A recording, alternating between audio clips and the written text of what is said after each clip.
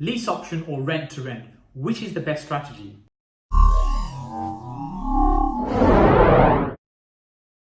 Hey, I'm Hussain, also known as the Property Joint Venture Expert and your partner for wealth creation through property. In this video, I want to talk about that thing that comes up again and again.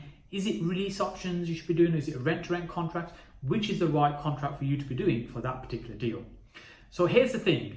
The reality is the two circumstances and situations are very different, and you should use the right contract for that situation. But the easiest way to think about this is if you're doing rent-to-rent, and rent-to-rent is a strategy you're following, so you're taking on a property, you're effectively renting something in, you're adding some value by improving it, presenting the property or taking it to a new market, and then you're re-letting it out or subletting it back out, then what you're doing is you're taking on a property, adding value, renting it back out. That's rent-to-rent.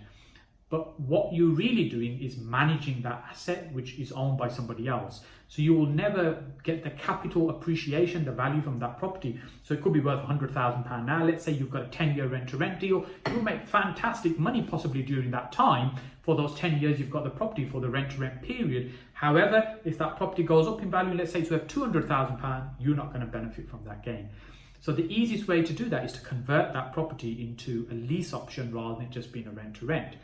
Now, when you're speaking to the agent or when you're speaking to the landlord, depending on how you're finding these type of deals, the easiest way to add this into your deal is when you're talking to them, you talk about, do you think the owner might consider selling the property at some point? So it's a very open-ended question if you're speaking to an agent, or if you're speaking to the owner directly, you might say something like, so Mr. Owner, have you considered maybe at some point that you might sell this property?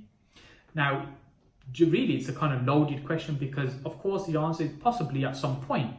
And then what you want to do is add on to that point, oh, great. So would it be okay that if I got first refusal on that property at some point whenever you decide to sell?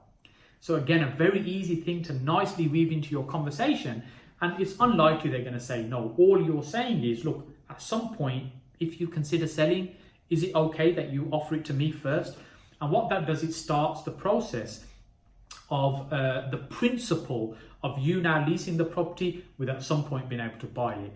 Now, the wording in the contract, the solicitors will take care of. There's probably going to be a few more steps you're going to go through to make sure your owner's on board in terms of how you're structuring this deal. But ultimately, what you're now doing is converting a rent-to-rent into a lease option deal.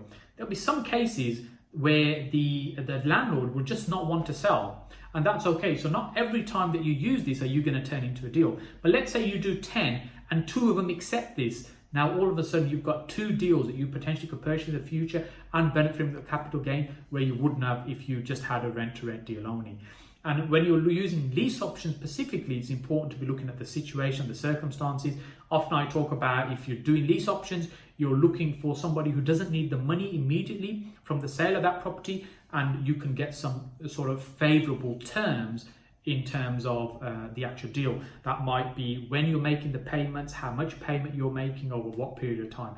These are kind of flexibility that you might be looking for. Essentially, there's some kind of motivation from the owner which will allow you to create something a little bit more creative like this, be it a rent-to-rent or a lease option. So hopefully that helps. It's very easy to convert those rent-to-rents in lease options and making sure that you're bagging some of those future capital growth for you, for your portfolio, rather than just allowing the landlord to benefit from that. So hope you find that useful. If you've got any questions, clarifications, put in the comment section below. I'll do my best to try and answer those for you. And I look forward to seeing you on the next video.